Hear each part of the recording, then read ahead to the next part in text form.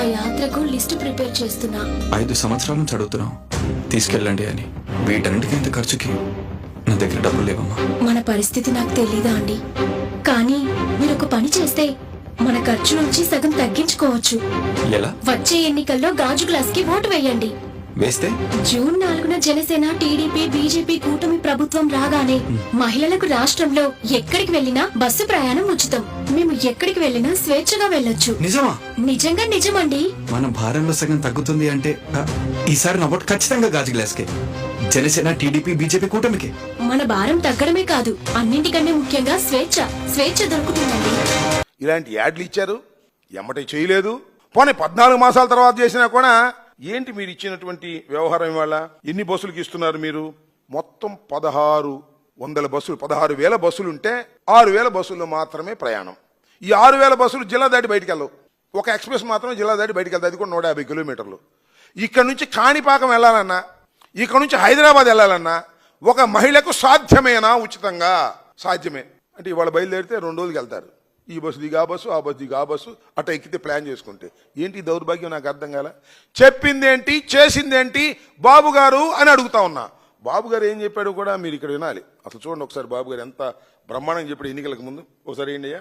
RTC బస్సుల్లో ఉచిత ప్రయాణ సౌకర్యం ఇవ్వమని నేనే డ్రైవర్ని, సేఫ్ డ్రైవర్ని.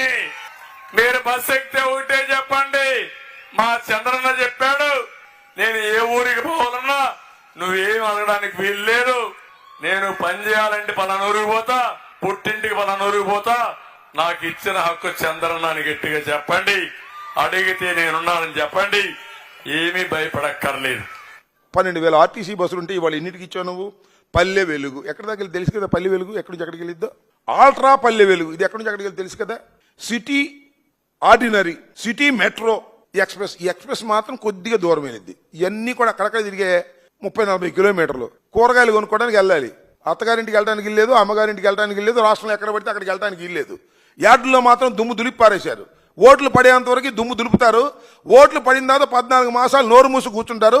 14 మాసాల తర్వాత రివర్స్ అవుతుంది వ్యవహారం అని తెలిసిన తర్వాత రోజు రోజుకి పడి తగ్గిపోతుంది. వైఎస్ఆర్ కాంగ్రెస్ పార్టీ పెరిగిపోతుంది, వైఎస్ఆర్ కాంగ్రెస్ పార్టీ విమర్శిస్తుంది అని తెలిసిన తర్వాత మీరిచ్చిన వాగ్దానానికి భిన్నంగా అరకొరగా ఇచ్చి ప్రజల్ని మోసం చేసేటటువంటి దౌర్భాగ్యమైన పరిస్థితికి మీరు దిగజారిపోయారు. అంటే ఈ దేశంలో, ఈ రాష్ట్రంలో, ముఖ్యంగా ఈ రాష్ట్రంలో ఉన్నటువంటి మహిళల్ని చీట్ చేస్తున్నటువంటి ప్రభుత్వం చంద్రబాబు నాయుడు గారి ప్రభుత్వం. చీట్ చేస్తున్నటువంటి ప్రభుత్వం తెలుగుదేశం ప్రభుత్వం, కూటమి ప్రభుత్వం. చంద్రబాబు నాయుడు నేను అడుగుతా ఉన్నా, చంద్రబాబు నాయుడు గారు మిమ్మల్ని ఇప్పుడు 420 అంటే తప్పేంటి?